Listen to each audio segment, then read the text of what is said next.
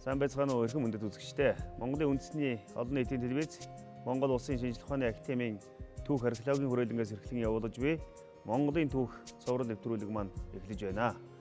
Энэ удаагийн нэвтрүүлэг 1960-аас 1990 оны түүхэн үйл явдлын тухай өгүүлэх болно.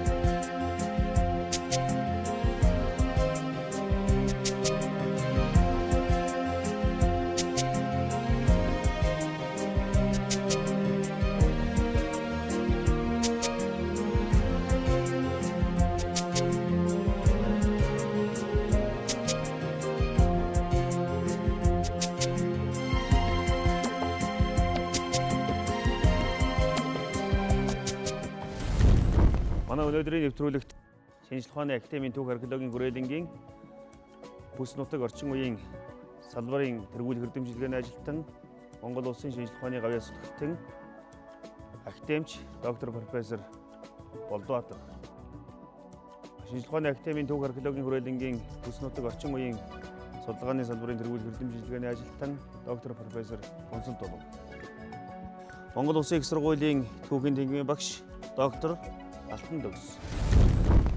Та бүхэнд энэ өдрийн хамгаалангаа айлтгая.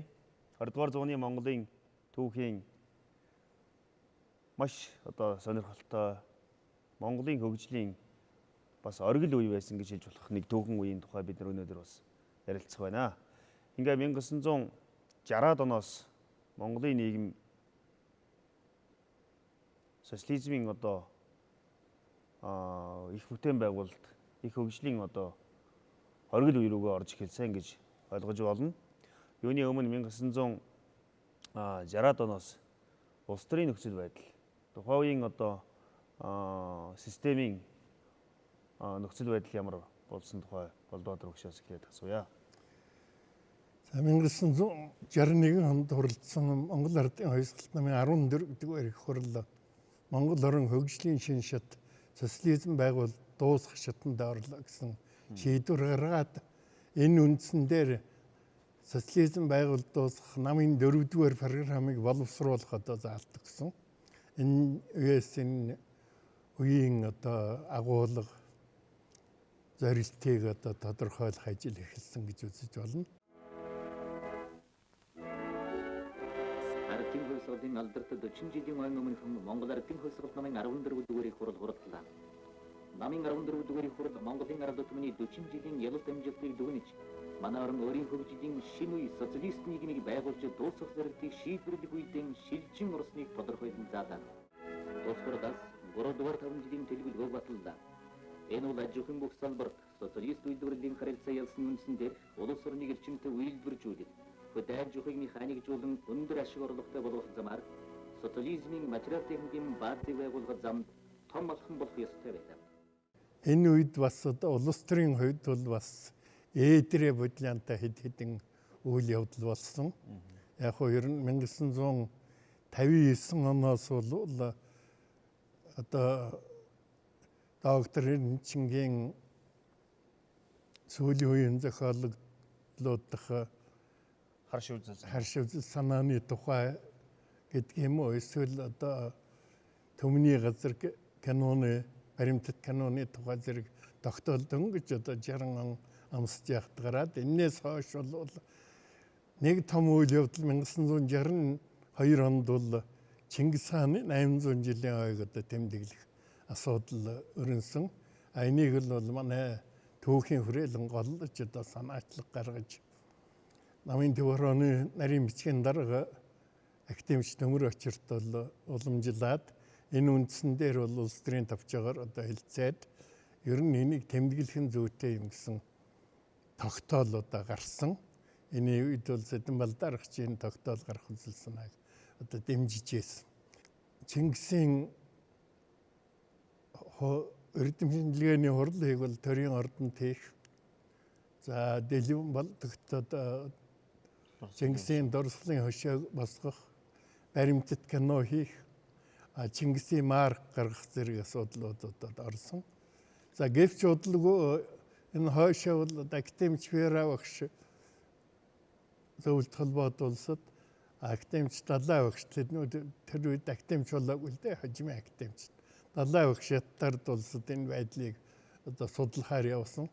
Тэгээ буцаж ирсний дараа энэ үед бол нэлээд улс төрийн идэвх үндэсний үзэл одоо сэргэж энэ үед одоо хөрөвдөрж маань Чингис хаан шүлэг анх одоо Байкал сэтгүүл төвлөгдөөд тэгээд манай одоо радио энтрээр нэвтрүүлэх асуудал нэлээд яриад ингээл эхэлсэн. Тэмүүжин номын хөвчнөөс төрөөгүй юм. Тэмүүжин сумын зэвнээс гараагүй юм. Тэмүүжин уулын ихээс төрсөн юм. Тэмүүжин өрлөг түүхээс гарсан юм. Яг энэ үед бол зөвлөлт холбоо улсад бол академич Майскийн статья нийтлэгдсэн. Түүхийн сэтгүүл. Тэр юунаас хойш бол зөвлөлт улсын коммунистийн улс төрийн төвчнөөс ч гэсэн ямар нэгэн хэмжээнд бол манайд анхааруулга ирсэн. Ингээд байдал бишдэж эхэлсэн.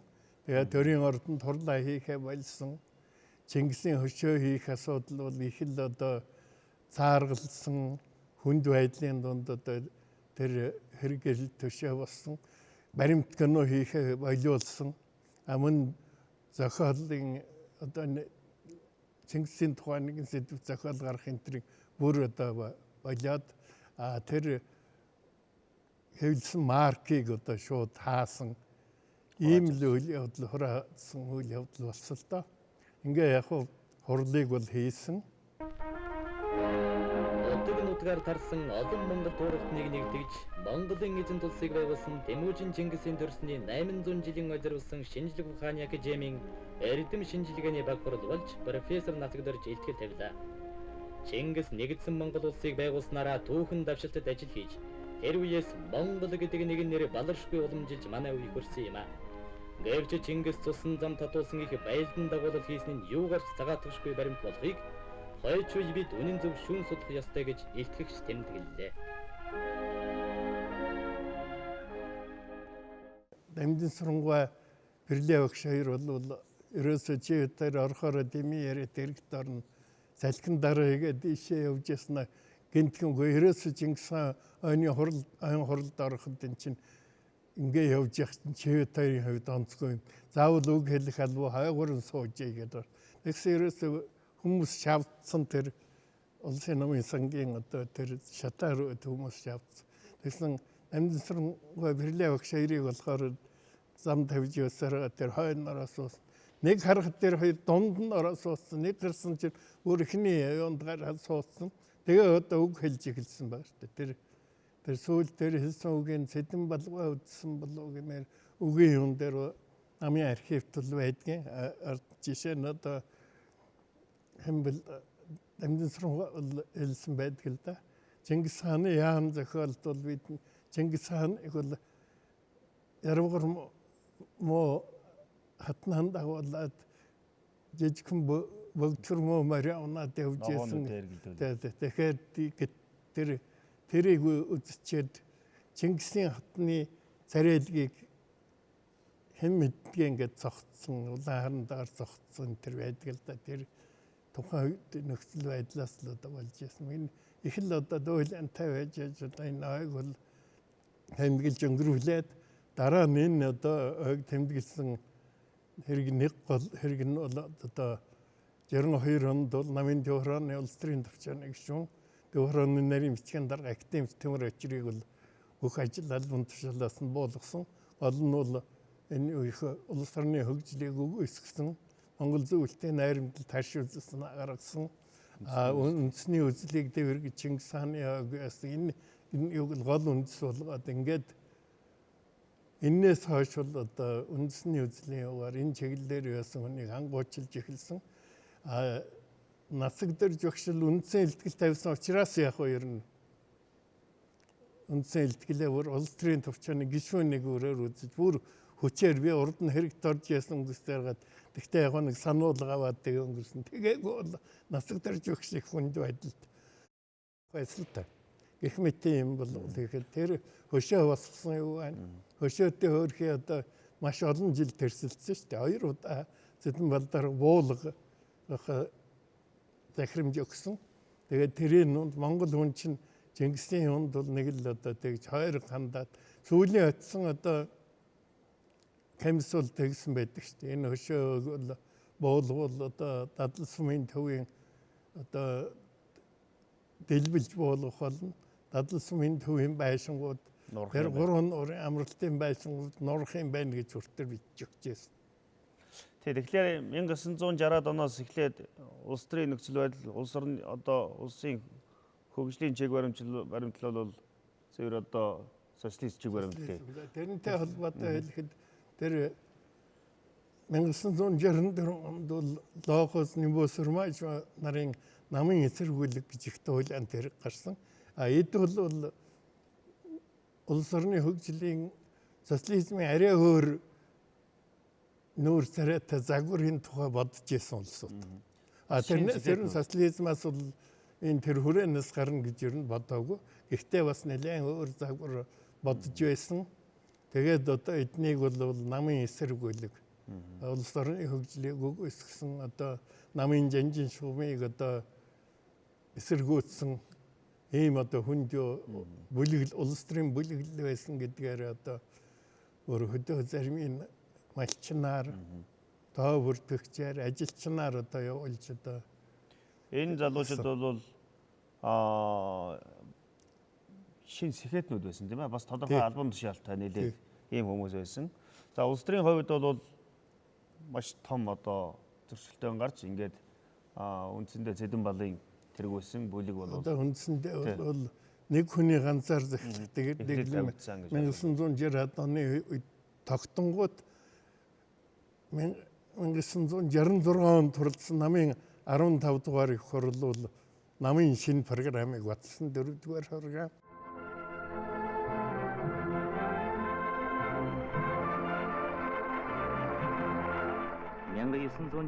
онд хуралдсан Монгол Ардын хөлсгөл намын 15 дугаар их хурл тус улсад социализм байгуулж дуусгах ээжүүрэн үндсэн зорилтыг дэвшүүлэн тавилаа. 15 дугаар их хурлаас баталсан Монгол Ардын хөлсгөл намын шинэ програмд орчин үеийн шинжилгээ ухаан техникийн дэвшлийн ололтыг үндэс болгож социалист нийгмийн үйлдвэрлэх хүчийг бүх талаар хөгжүүлэх, тус орны эдийн засгийн хүч чадал социалист соёлыг түргэн хурластай өрнүүлэх. Нийгмийн энэ программын үндсэн зорилт нь бол эдийн засгийн хувьд социализмын материал техникийн бааз байгуулах, нийгмийн харилцааг боловсруулах, шинэ хүнийг хүмүүжүүлэх асуудал гэсэн энэ гурван асуудал тавьсан. Тэрэн дотороо бол одоо хамгийн гол нь одоо социализмын материал техникийн баазыг байгуулах асуудал бол маш одоо том хэмжээнд тавигдсан. Энд бол үйлдвэрийн хувьд бол ерөөсө 60-аад оноос эхэлсэн л дээ. Ер нь судлаачид бол 60-аад оноос бол Монголын аж үйлдвэрийн 2 дахь том үе эхэлсэн гэдэг.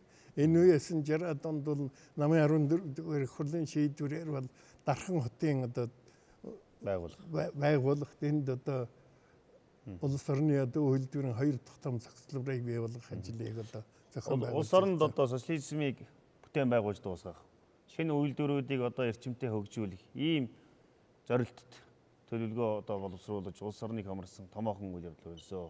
Хөдөө аж ахуй, газар тариалан улс орныг одоо авч явах гол үндсэн энэ чиглэлүүдээр ямар өөрчлөлтүүд, ямар одоо их бүтээн байгуулалтууд эхэлж явагдаж эхлэв. Тэгэхээр 20 дугаар зууны 1960-аас 90-ад он бол Монгол орны ер нь Монголын төрч ёсны түүхэнд бол бүтээн байгуулалтын хамгийн чухал он жилүүд болно. Одоо 2500 жилийн түүхийн хамгийн гол нь бүтээн байгуулалтын жилүүд дотор зөвхөн одоо хөдөө аж ахуй, аж үйлдвэр ярихын зэрэгцээгээр 20 дугаар зууны гол нэг онцлог бол монголчууд шинэ ухааны боловсрол соёл мэдлэгтэй болсон байдаг. Бүгд наримт Монгол ард улсын улс ардын аж ахуй соёлыг хөгжүүлэх 4-5 жил хүүхдийн олон арван яйсэл цэцэрлэг, сургууль, эмнэлэг, номын сан, клуб, удаан бүлэг, ордон ашиглалтанд орлоо. Эх орон улс төмний маань итгэл найдвар өсөх ирээдүйн улсын манай хүүхэд багчууд нам засгийнхан хайр халамжийн ачаар сурах хүмүүжих, оюун ухаанаа тэлэх, ариас бэлгэн сэрэх бүхий бололцоогоор хангагдсан юм. За тухайлбал 1960-аас 60-аас 90 оны хооронд 20 жилийн хугацаанд Монголын ерөнхий боловс сурлын системд бол үндсэн 2-3 өөрчлөлт гарсан байдаг. Энэ нь 1963 онд орсон бүгд найрамд Монгол ард улсын ерөнхий боловс сурлын хууль гард нэгдүгürt гарч байгаа. Хоёрт нь 1971 онд бүгд найрамд Монгол ард улсын сайд нарын зүйл Монгол ардын хувьсгалт намын төв хорооны тогтоол гардаг юм. Ерөнхий боловс сурлын сургалтын системийг чанарыг сайжруулъя гэсэн. 1982 онд болохоор зэрэг боловсролын одоо хоёр дахь хууль гарч байгаа. 13 зөвлөх юм хоёр дахь хууль гарч байгаа. Тэгэхээр энэ боловсролын хуулиуд гарна гэдэг маань 20 дугаар зууны монголчуудын боловсролын систем өөрийн тогтолцооны хувьд орж ирж байгаа байхгүй юу. 63 онд Монголын боловсролын тогтолцоонд яаж байгаа хэрэг зэрэг бага сургууль 3, дунд сургууль 5, ахлах сургууль 3, 11 жилийн тогтолцоотой үйлдвэрлэл хөдөлмөр сургалтууд орж ирж байгаа. За энэ сургалтын гол онцлог нь яад юм бэ гэхээр зэрэг ерөнхий боловсролыг олохын зэрэгцээ хүмүүст бол одоо үйлдвэрийн сургалтын иргэний мэргэжлийн үнэлэх олгож байгаа. Дээрээс нь ахлагын сурагчдыг ажилуулад цалин өгч байгаа. Өөрөөр хэлбэл тэр хүүхдүүд сурах тийм үнд сонирхлыг нэгдүгээр төрүүлж байгаа. Хоёрдугаар ерөнхий боловсролын сургуулийн мэргэжлийн үнэлэх олохын зэрэгцээ мэргэжлийн ажилчдыг хамт үлдэж байгаа байхгүй тэр системд яв. Тэр системч би хамрагдчихлаа шүү дээ. Ямар би барилга дээр барилга өргөлөгчний 3 дугаар зэрэг авчихлаа шүү дээ. Цалин авсан. Цалин авсан. Энэ өөрөөр хэлбэл тэр бүтээн байгуулалт яваад ирэхтэйгээ зэрэг залуучуудыгаа сурахдаа тэр мэргэжлийн боловсрол олгочихж байгаа байхгүй. 63 оноос 71 он хүртэл явж байгаа. 71 он дахиад гарсан тогтоол чи яаж байгаа юм гэхээр одоо сургалтын чанарыг сайжруулъя гэдээ ороод ирэхээр зэрэг түрүүний тэр нэг үйлдвэр сургалтынхаа процессыг татгалзаад тэнхимийн сургалт руу орж ирж байгаа байхгүй. Тэнхимийн сургалтын дээр орж ирэхдээ юу нэмэгдэж байгаа юм сонгон суралцах хичээлүүд орж ирж байгаа. Математикийг сонгодог, хим физикийг сонгодог. Өөрөөр хэлбэл Монголын боловсролын систем шинжилгээ ухааны тэр юуруу ороод суур боловсрол руу орж ирж байгаа. Монголын үйлдвэрлэл, аж ахуй, улс орны одоо хөгжүүлж байгаа бүхэл системд сайн боловсон хүчний суур тавигдах, тэрэн судалгаа шинжилгээтэй байх энэ одоо үндсэл бүрдэж эхэлсэн гэж хэлж ойлгох билээ тийм ээ. Тэгээ ихээр ингээд ярихаар удаад байгаа учраас би зөвхөн тоо хэдэн тоо баримт ярив. За тухайлбал бид 1960 онд Монголд ерөнхий боловсролын сургууль 968, дээд сургууль бол 7-той, тусгай мэргэжлийн сургууль бол 15-тай байж байгаа юм. Гэтэл яг энэ үед 1960 онд Монголын хүн ам бол 998 мянга байгаа шүү. 998 сая арай хүрэхгүй. Гэтэл 3 жилийн дараа монголчууд болохоор 1 сая 140 мянга болчихж байгаа юм. Гэтэл бидний 90 онд болоод тэгэхээр Монголын хүн ам 2 сая 140 мянга хүрчихэж байгаа юм. Энэ хооронд монголчуудын боловсролын систем бол өөрийн бүтэн тогтолцоо тогтчихж байгаа байхгүй. 90 онд болохоор Монголын боловсролын систем чинь үндсэндээ 1000 гаруй сургуультай түүний одоо 80% нь бол бүрэн дунд боловсрол олгодог ийм сургуулиуд гараад ирсэн. Харин энэ дээр нэг онцлог зүйл бий. 1960 он тусгай боловсролын сургууль Монголд 16 байхад техник мэргэжлийн сургууль байхгүйсэн шүү. Техник мэргэжлийн сургууль хизээ бий болсон бэ гэхээр 1964 онд намын төв орооны тогтоол гарахаар бий болж байгаа юм. Намын төв орооны тогтоол 1964 онд барилгын техникумуудыг барилгын темсийг байгуулъя гэдэг тогтоол гараад Дархан, Улаанбаатар, Дорнот, Баян хонгор, Завханд барилгын техникумууд барилгын темсүүд байгуулагдж байгаа байхгүй. Тэгээд барилгын темсийн удирдлага зохион байгуулалтыг боловсролын яамд өгөхгүйгээр сайд нарын зөвлөлийн харьяанд байгаа хөдөлмөр цалин улсын хороонд өгөөд тэнд нь бүр темс болгоныг хариуцсан сургалтын системүүд байгуулад Монголд техник мэргэжлийн сургууль байгуулж байгаа. Тэгээ энэ 20 жилийн хугацаанд техник мэргэжлийн сургуулиар 160 мянган ажилчид бэлдэж гаргаж байгаа. Тийм 160 мянган ажилчид гарцсан учраас Монголд аж үйлдвэр хөгжиж байгаа. Монгол тээвэр холбоо хөгжиж байгаа. Монгол соёл боловсрол бүтээн байгуулалтын үндсэн суурь тавигдж байгаа. Монгол орн дан ганцхан мал аж ахуйн орноос хөдөө аж ахуйн аж үйлдвэрийн орн болж байгаа. Урд нь 3000 жилийн туршид зөвхөн нүүдлийн мал аж ахуй эрхлэж байсан монголчууд одоо тариа тарьдаг болсон. Тариа тарина гэдэг маань хөдөө мал аж ахуйн гаралтай бүтээгдэхүүн дээр газар тариалан гаралтай бүтээгдэхүүнүүд орж ирээд энэ бүтээгдэхүүн дотор эзлэж байгаа газар тариалан бүтээгдэхүүн үндсэн 20%-ийг эзэлдэг болсон. 80% нь бол мал аж ахуйн гаралтай. 1960-аад оноос эхэлсэн нийгмийн бүхий салбарт явагдсан өөрчлөлт. Нэлээд дэвшил. За энэ нийгмийн салбарууд дотроос нэг томоохон асуудал байгаа. Монголын гадаад бодлогын асуудал. Монгол улс үндсэндээ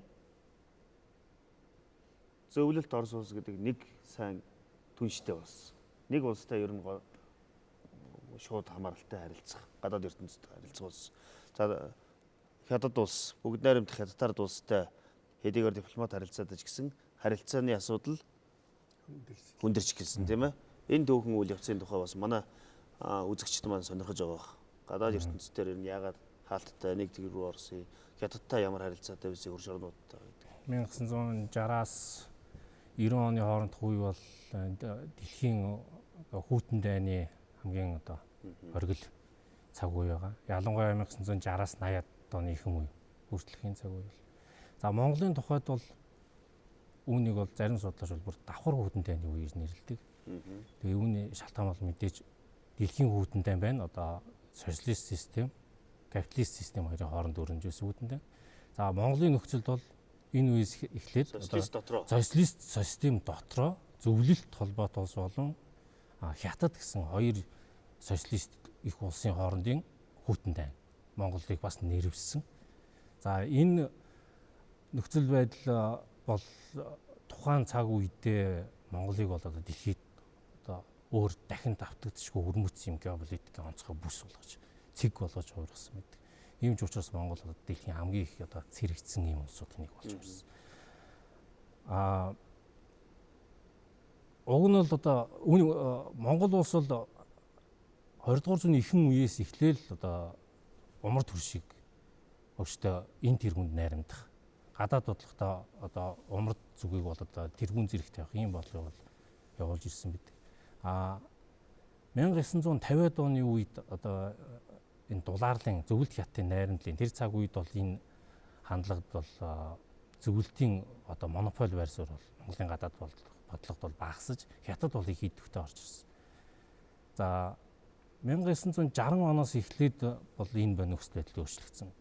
Монголчууд удаадаараа хятадын коммунист намын бодлого үйл ажиллагааг шүүмжилсэн, үндэсний үзэл гаргаж байна. За мөн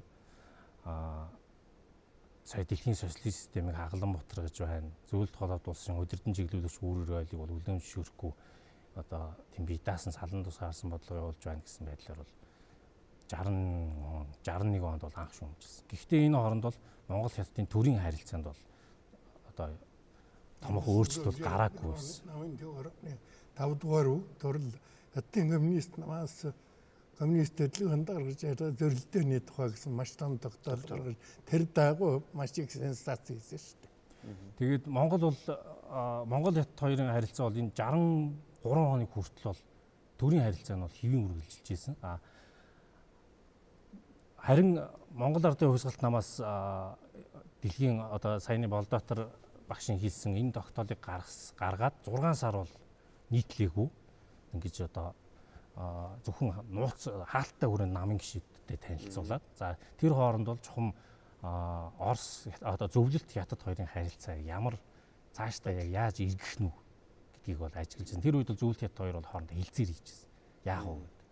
За ингээд хилцээр бүтлгүй болсон. За түүний дараа бол Монгол Ардын хувьсгалт намаас бол уг тогтоолоо бол нийтэлж за ингээд бол Монгол хятадын харилцаанд бол томхон эргэлт гарсан байна. Нөгөө нэг ах дүү Мао Цзэдун одоо нэг тухай одоо магтан дуусан дуудуулж ирсэн Монгол хятадын найрамдал одоо эвдэршгүй Гамбат гэж одоо сурталгуулга явуулж ирсэн тэр үйл ажиллагаанд бол бүгд зогсож за харин оронд нь бол зөвлөлтийн хятадыг шүүмжилсэн материалууд бол эрчимтэй нийтлэгдэж эхэлсэн.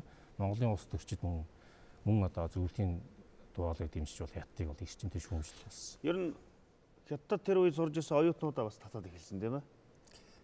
Ер нь бол нэлээд эрчим. Сургуулиудын тэр чин дээр дорн зүгт нар мандлаа хятад Мао Цзэдун гарлаа гэл би сургууль дээр бол тэр дууг л заалгаж ил тэгэл бүгдээрээ дуулж ирсэн шүү. Их эрчимтэй байж. Их эрчимтэй байсан.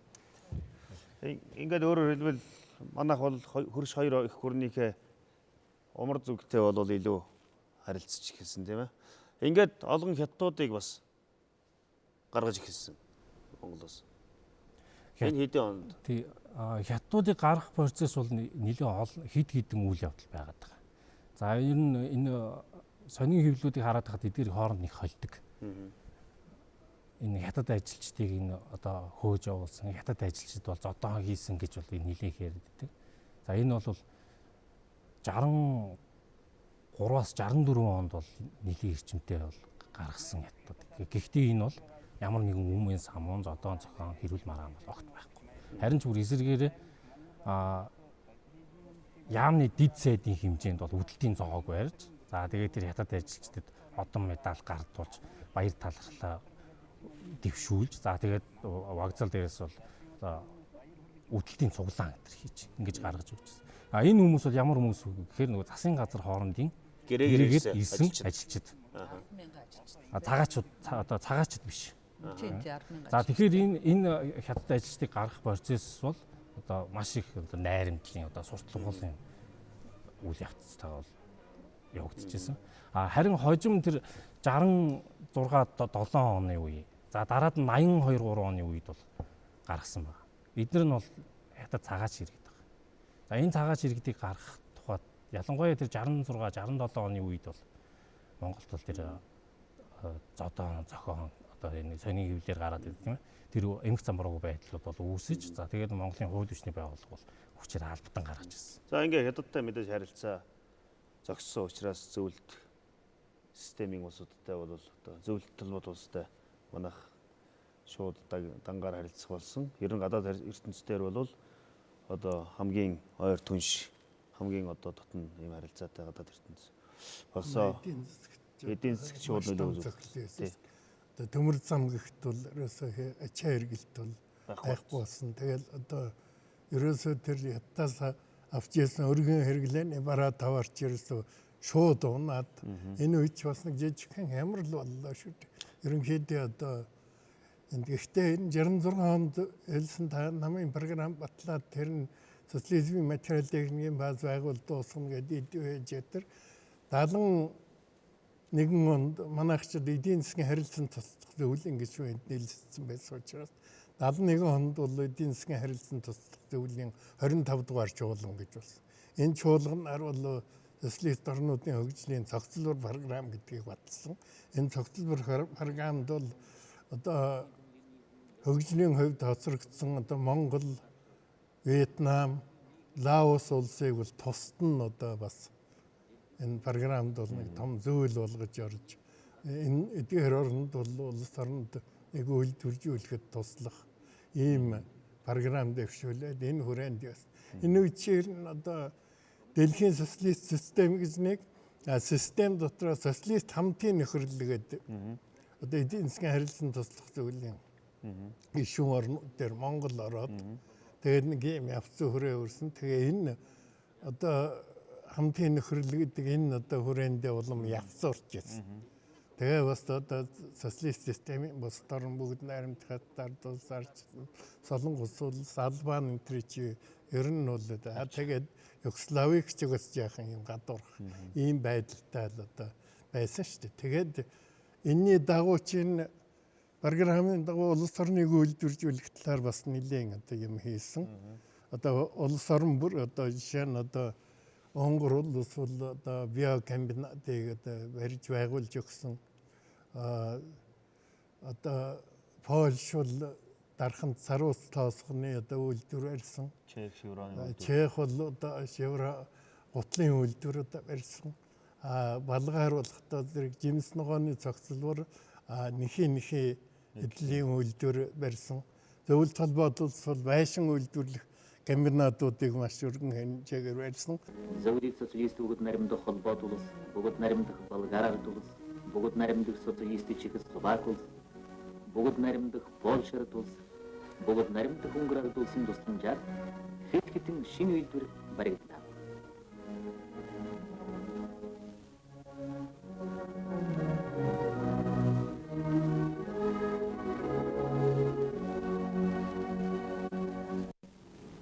Улс орны одоо гол зүйл одоо цахилгаан эрчим хүчийг төрүүлбэлэн хөгжүүлэхтэй энэ зорилт тавигдаад 1976 онд бол эрчим хүчний нэгдсэн систем гэдгийг байгуулад энийгээс үлдэн зөвлөлт бодулсан эрчим хүчний системд бол холбосон. Энэ үед хятадтай муу байсан учраас бол зөвлөлт холбоотулсан эрчим хүчний боолчлолд орлоо гэж одоо радиогоор их ярьж байсан. Аман өргөндийн орнууд дээр нь энийг таатай бол хүлээж авахгүй янз бүрийн мэдээ бол гарч ирсэн л да.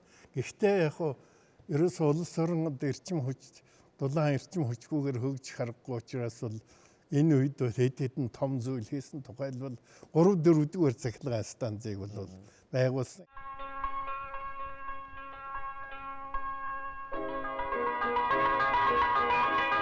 Орчин үеийн ажилбарийн том хотын гол сүнсний нэг нь цахилгаан дулааны эрчим хүч юм.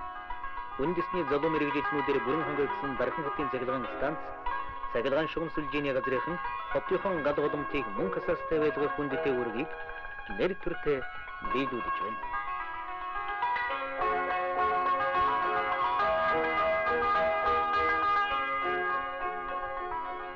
Дархан сэлэнгийн шугам сүлжээний ганц замхаг зөвлөлтийн галууд нуурын эрчим хүчний системтэй холбогдсноор элитчин дэнлүү найрамдлын хотод мөнхийн гал болон бадарч байна. Энэ бол одоо улс орны хөгжилд одоо том үүрэг гүйцэтгсэн.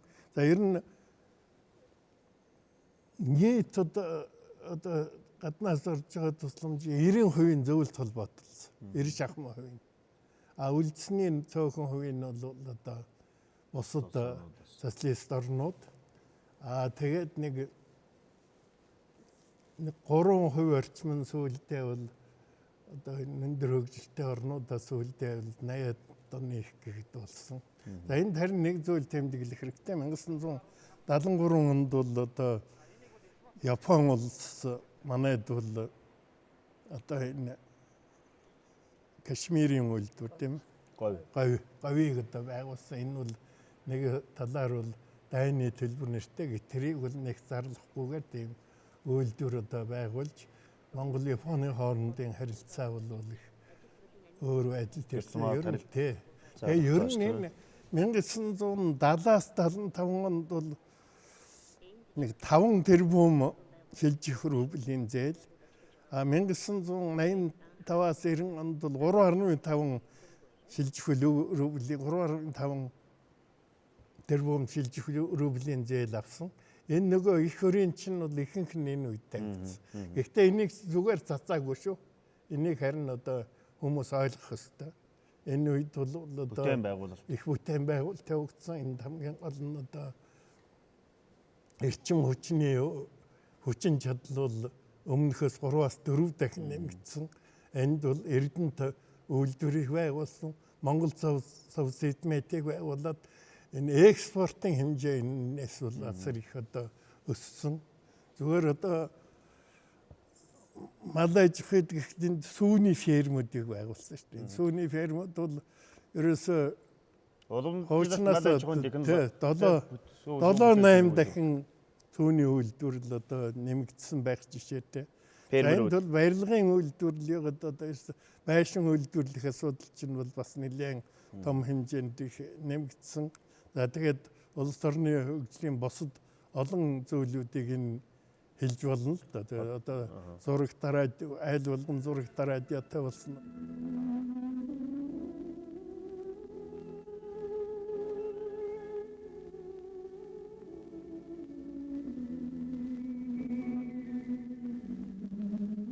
Барилдугаар зууны мэдээллийн хэрэгслийн нэг гайхамшиг манайд энэ хүн нэвтэрч бид үндэсний нэвтрүүлгээс гадна Улаанбаатарт шинээр байгуулагдсан орбит системээр Москвагийн телевизийн нэвтрүүлгийг үздэг боллоо.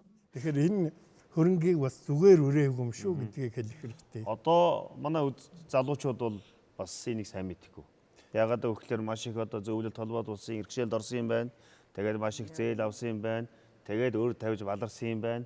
Тэгээд одоо дарааны үеийнхэн төлжээ гэж гэтэл энэ үе чинь үнэнхээр одоо том дэвшил гарсан. Монголын түүхэнд гэнч даанч одоо энэ тусалж байгаа зөвлөлт холбоот улс социалист орнууд бол өөрснөө хоцрогдсон байсан. Тэгээд манайд бол хоцрогдсон үйлдвэрийн хувьд шүү дээ. Тэ үйлдвэр аваад барихтаа өөрсдөө хоцрогдсныг манайд авчирч яриад байсан. Тэгээ энэ маань бол Монголын хоцрогдлын шалтгаан болсон. Гэхдээ энэ бол манай үе ихний бол үнэнхээр бүтээн байгуулалтын шинэ бүтээй гэсэн эх орончдын бахархал их том хөдөлмөр байсан гэдгийг бол залуучууд ойлгох хэрэгтэй. Яг нь тухайн үеийн нөхцөл байдал одоо ийм байдал. Ямар ч байсан зээл бол хэн нэгэн хувь хүний хармаанд ороогүй. Хармаанд ороогүй. Одоо хүмүүсийн хувьд. Одоо саяны хөрөнгөч нь бол Монгол Улс шинжлэх ухааны актив байгуулж байгаа. Шинжлэх ухааны актив гэдэг бол ер нь Монголын шинжлэх ухааны актив байгууллагад шинжлэх ухааны хөгжил дэвшил ямар байдалтай байсан та нэг ярьж. Энэ 20 жилд бол Монгол Улс шинжлэх ухааны активтай болсон. Шинжлэх ухааны активт өдөр судалгааны сэдвүүд бол мал аж ахуйн чиглэлийн, хөдөө аж ахуйн чиглэлийн, өөрөөр хэлбэл байгалийн ухааны төрлүүдэд манайхан бүр давмгаалж ирж байгаа. Биологи, ботаник. Тэгээ энэ хим, технологи, физик. Тийм учраас 1981 онд Монголын шинжлэх ухаан бол одоо сансарт хүний нисэх хэмжээний хүртэл тийм өндөр одоо мэдлэг боловсрол соёлтой боллоо шүү дээ. За 1990 он гэхэд Монголын боловсрол Монголын шинжилгээ ухааны байгууллага 40 байгууллагатай 2600 ажилчинтай тэрний 1000 доктор түүний 100 шинжилгээ ухааны доктор болсон. Тэгэхэд 20 дугаар зууны ихэнд 1900 онд Монгол юун доктор байтахаа юу ч хөл байж ирсэн шүү дээ. Гэтэл энэ 60 жилийн хугацаанд энэ 20 жилийн хугацаанд Монгол орн бол үнэхээр дээшилсэн байхгүй. Тэглээний хувьд бол цоо шин цоо шин бүр мэдлэгээс боловсрол суур бүх юм ингээд дээшилчихсэн. тэгээд нүүдийн нийгэмтэй. Нийгэмчсэн байхгүй.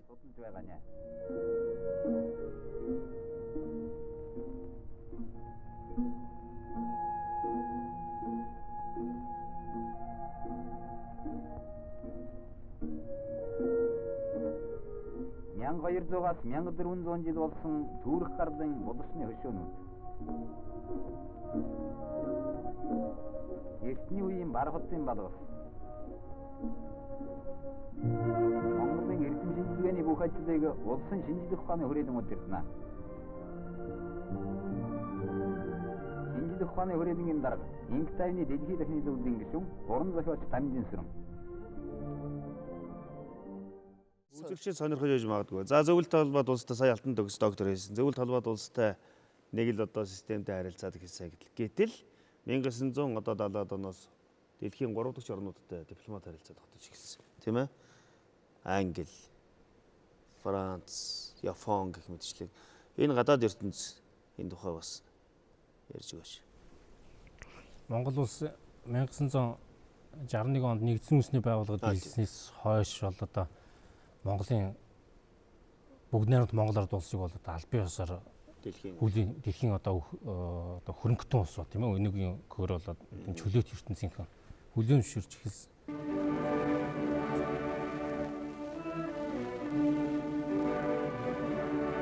Бүгд найрамдах Монгол ард улс нэгдсэн үндэсний байгууллагад хууль ёсны байр суурин эзэлжээ. Энэ нь 40 жил тус гаргагтан хөгжсөн Монгол улс түмнийх тайван эрх чөлөө нийгмийн дэвшилийн үйлдэлтэй жинтэй хувь нэмэр оруулсны баталгаа болсон юм.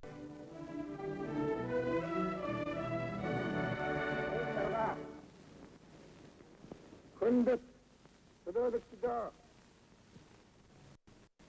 бүгд найрамдах Монгол ард улсын засгийн газар түүний ард түмний өмнөөс нэгдсэн үндэсний байгууллагын гишүүн болгохыг дэмжсэн улс орны төлөөлөгчд ялангуяа манай улсын хууль ёсны эрхийг өргөж уусаа дэмжсэн зөвлөлт холбоот ба бусад улсуудын төлөөлөгч алархлаан дэвшүүлэхэд өнөнхөө баярлалаа байна.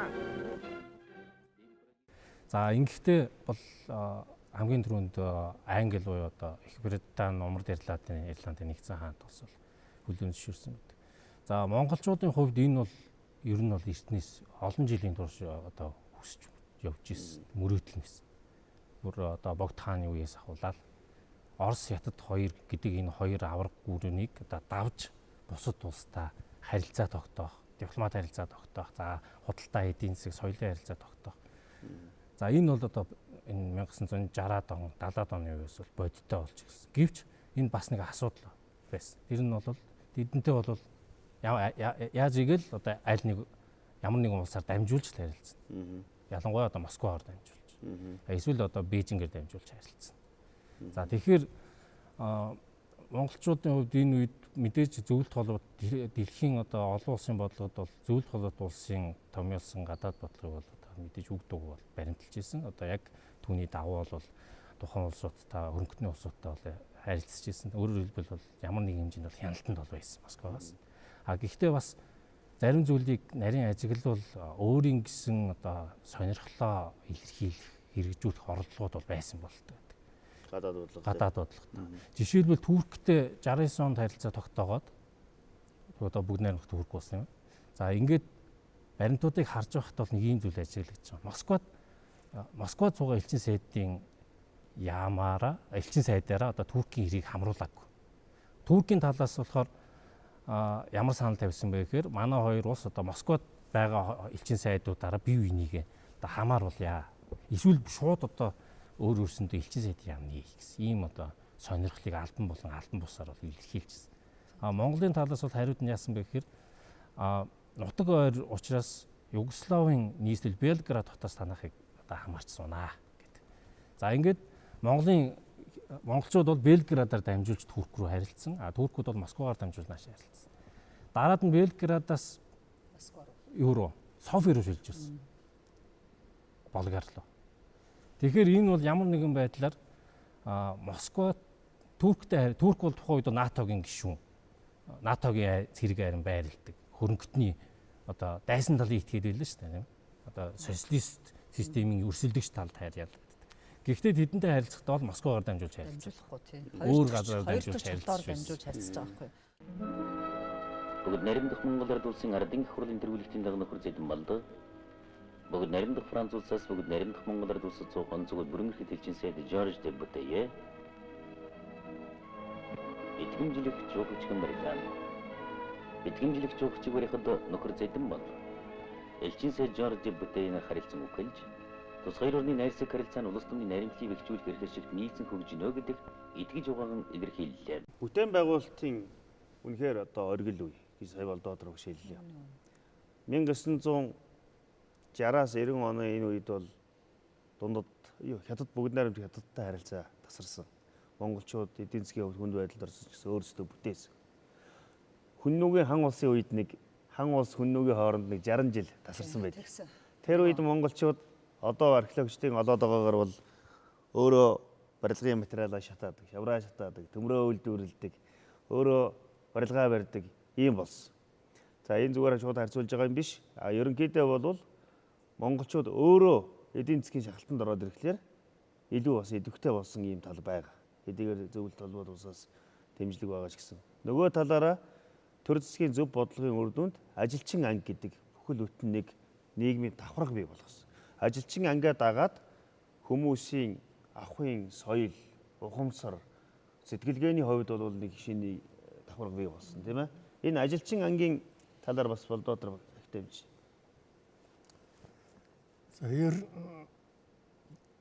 Тэр үед ч ажилчингийн тэргүүлэх хороол гэж ярьдаг байлаа шүү дээ. Тэр ёстой тэр тэргүүлэх хороол болсон үе бол яг л энэ үе.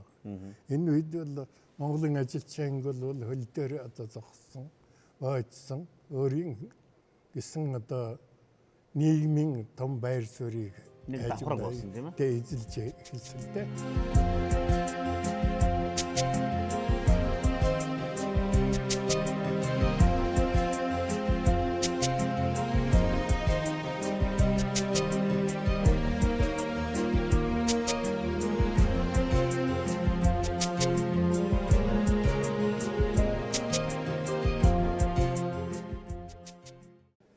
Тэгэхээр энэ ажилчин ангийг түрүүн одоо фонсолдолн доктор хэллээ тэр темсээр бэлдсэн.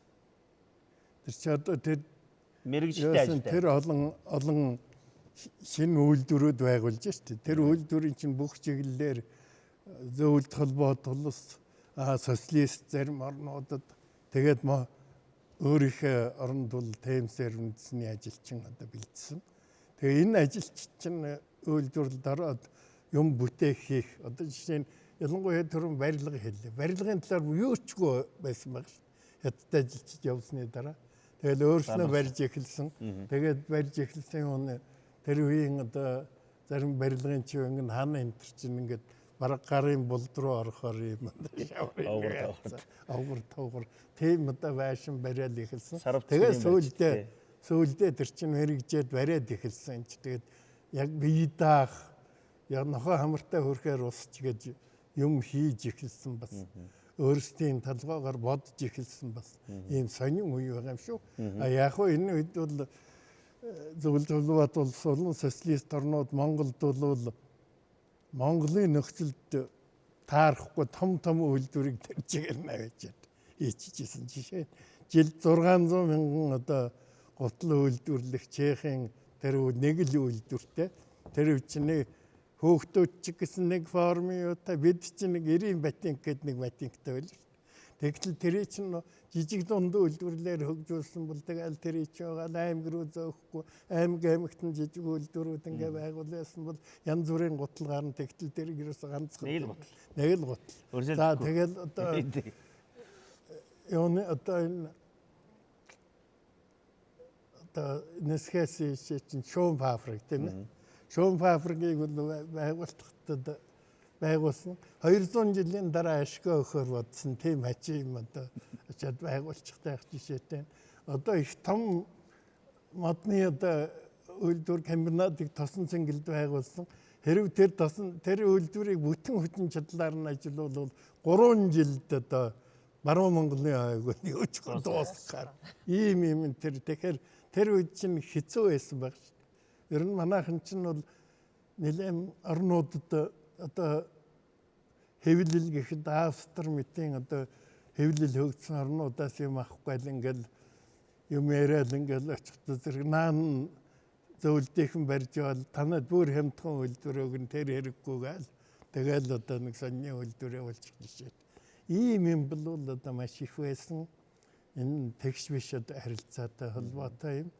Энэ маань бас тэгээд тэр үеийн социалист орнуудын энэ жишээ нь хоршоолоор одоо хөгжүүлж ирсэн байна шүү дээ. Гутлын үйлдвэр энэ төр чинь зөөхөн юу энэ төр ингээд Чехословак энэ төр чинь бол ерөөсөө гутлын үйлдвэрлэл дэрхийд гайхуулж ирсэн байна шүү дээ. Тэр хувийн үйлдвэр. Гэтэл 72 онд бол хоршоолын системийг устгаа хийсэн шүү дээ. Үйлдвэр хоршоолын системийг устгаад оронд нь нийтийн аж ахуйн үйлчилгээ гэж юм гаргаад тэрийг нуулс аваад тэгээ мөн нөгөө нийтийн үйлдвэрлэлээ хийж эхлээд тэр үед чинь одоо юу чинь Гуанзууч хамгийн сайн хоолтой байлаа шүү дээ. Гурван хүртэл хятад маяг. Гэтэл тэр нь болоод эхлэхдээ зэрэг нийтийн тийм том үйлдвэрлэл байгаад нөгөө Гуанзууд нь өөр ашиг амтгүй хоолтой болол. Ингээл тэгээд тэр хоршоолын үйлдвэр хоршоолын системийг хэвээр байлгах гэж харин намын төвөрөний улс төрийн төвчөөний гишүүн төвөрөний бичгийн дарга моломж ямцгай бол хэд тайлбарласан байдаг шүү. Тэгээд одоо бүтээгүй. Тэгээд тэр чинь бас манай удирдлагт бол бас юмыг шин зөв харах гэсэн тийм оролдлогууд бол байсан гэдгийг хэлэх хэрэгтэй. Хөдөө аж ахуйн салбар дээр ямар өөрчлөлтүүд гарч ирэл. За улчдын нийгмийн асуудал олон асуудал байна тийм ээ. Монголын мал аж ахуйн түүхийг бол дор хаяж нь 3000 жилээр бол одоо ярьж болно тийм ээ. Яг 1960-аас 90 оны хоорондох түүх бол тэр дотор одоо цорын ганц социалист өмчийн харилцаа бүхий мал аж ахуйн үйлдвэрлэлийн үе. Тэгээ энэ нь бол зөвхөн социалист өмчийн харилцаа гэхээр энэ зөвхөн малыг нийгэмчилснээрээ биш. Хүний хөдөлмөрийг бас нийгэмчилсэн. За мөн нөгөө Монголын нийгмийн бүтэц давхаргад одоо түүхэнд хизээч байгаагүй том өөрчлөлт авчирсан жилүүд. Сая Болдоотор багшийн ярьсан ажилчин анги одоо бие даасан давхарга болон бий болсон тухай энэ асуудал бол ерөөсөө нэгдэлтэй холбоотой. 1960-61 онууд бол нэгдлүүд харьцангуй хөл суурь олж эхэлсэн. За малчт нь бол малаа маллаад үлдсэн. За мөн маш олон малчд бол төв суурин газар бараад ч хөлсний ажил хийж амьдарч эхэлсэн. Тэдгээр хүмүүс бол Монголын социалист ажилчин анги бол одоо төлөвшсөн. Ерөөсөө хүн ам зүйн бүтцийг харахад 60 оноос өмнөх үе хойж үегээд харахад одоо их тодорхой харагддаг. 60 оноос өмнө за нэг 55 оны үе ч юм уу 54 оны үе ч юм уу энэ үеэр харахад бол хүн амын нэг 85-аас 90% нь бол малчин байсан. Ерөөсөө мал дээр амьдардаг. Сумын төв дээр биш. Ер нь энэ 60-аас 90 он бол түүхэндээ ангадаа малчин хөдөлмөрөө үнэлүүлсэн. Тийм ээ. 90 оноос хойш болцсон шүү дээ. Ер нь бол энэ 20 жил бол одоо малчин цалин авсан. Энэ дэр нэг тоо хэлээ. Энэ 20 жил 60-аас 90 оны хооронд 20 жилд ажилчин ангийн тоог бол хот төдөөгийн ялгаар ярьж болох байхгүй. Одоо сая хүн бай те 63 сая хүнтэй байлаа шүү дээ. Сая хүний 600 мянган хөдөө амьдарч ирсэн 400 мянган хотод амьдарч ирсэн. 80 хүн болоод ирэхээр хотын хүн амын тоо ихсэж ирсэн. Тэгээ хотын хүн амын тоо яагаад ихсэж байгаа гэхээр ажилтнууд 100 мянга, хөдөө аж ахуйд 200 мянга, тээвэрт 100 мянга, худалдаа арилжаанд 20 мянга, 30 мянга ингээд хүмүүсийн ажилчин тооч ингээд гараад бүр ингээд давхаргажаад ороод ирж байгаа байхгүй. Давхаргажаад ороод ирж байна гэдэг чинь Монгол орны бүтээн байгуулалтын он жилүүд тэр тоотой чинь зайлшгүй тэр хамааралтай болж ирж харагдаад байгаа. Хэрвээ дамдингийн бадамжив социализм байгуулж байгаа үеийн үед өсч бойжаагүйсэн бол нийслэлийн нэг том эмнэлгийн эмч болоод ингэж явгсан гэж юу? Хэрвээ юм бүхэн хуучнараа баясансан бол ядуу ардын хүү шагдар сүрэн хүний зүрхэнд мэс засал хийдэг академич болгосон гэж юу?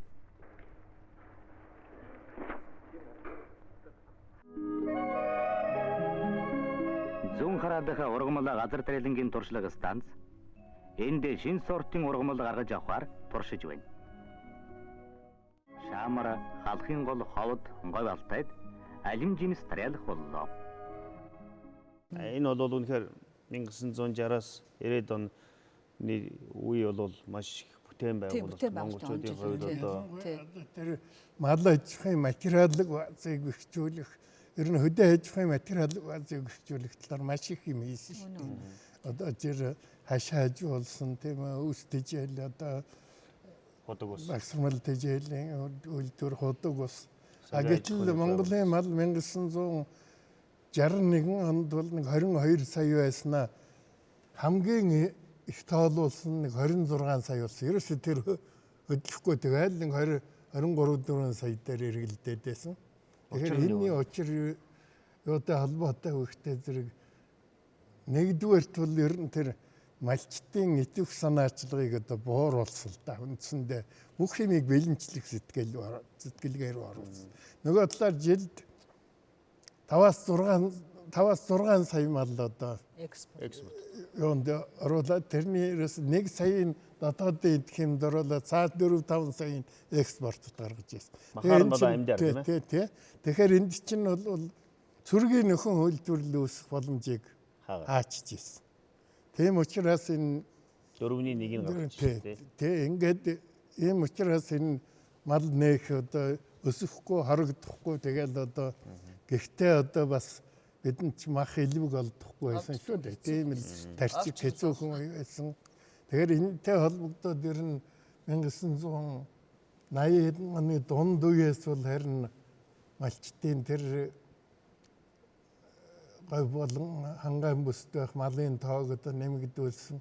Нөгөө талаар энэ юун шилжих үед бол нэг амны малын тоог одоо нэмэгдүүлсэн. Тэгээ энд чинь одоо малчтын малыг одоо жишээ нь одоо 95 хураг авна гэчихэд 110 хураг авсан бол тэр илүү гарсан хургийг одоо шилжүүлээд энэ чинь одоо юу гэж хэлж байгаа вэ?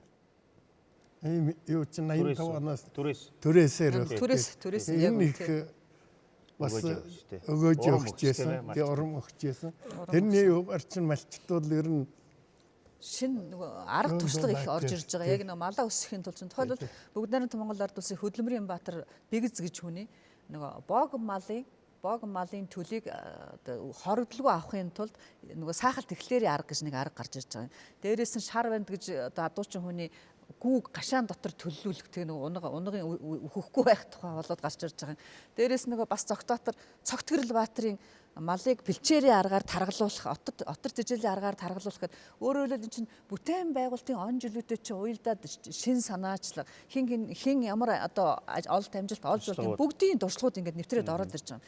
Түрэн бас сайн нийтлүүд ч бий. Тийм, сайн нийтлүүд тэр юм чинь бүр ингээд сурчлага тэр хөдөө аж ахуйд ажиллаж байгаа ажиллагчдын тоо чинь цөөрөхтэй бас их онцлогтой.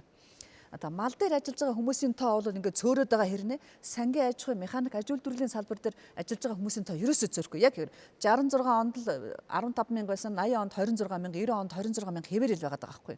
Тэр хооронд нь тэр шилжилтийн тоон зөрөөнүүдийн чинь ялгааг сайн харах юм бол Монгол бүтээн байгуулалтын он жилүүдэд ямар аж ахуй хөгжөөд байсан шинэ аж ахуй хөгжиж байгаа газар хэвээрээ үлдээд мал аж ахуйн салбарт ажиллаж байгаанууд нь хот руугаа шилжээд тэр шилжилт хөдөлгөөнүүдийн хүртэл харьцааг бол харж болохоор байдаг. Тэгэхээр энэ бол ихээхэн сонирхолтой юм түүхэн үе.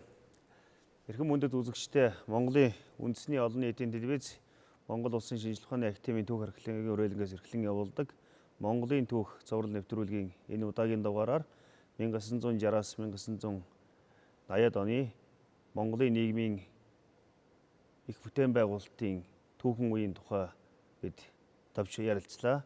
Энэ үе бол хэдийгээр одоо нэг системд байсан ч гэсэн монголчууд бол тухайн үед өөрсдийн хүчээр маш их бүтээн байгуулалтыг хийж Монголын нийгэмд цоо шин одоо анги бүлгүүд бий болж монголчууд бүхэлдээ бичиг үсгтэй шинжлэх ухаанч бас өсөж хөгжсөн ийм түүхэн үе байсан юм аа.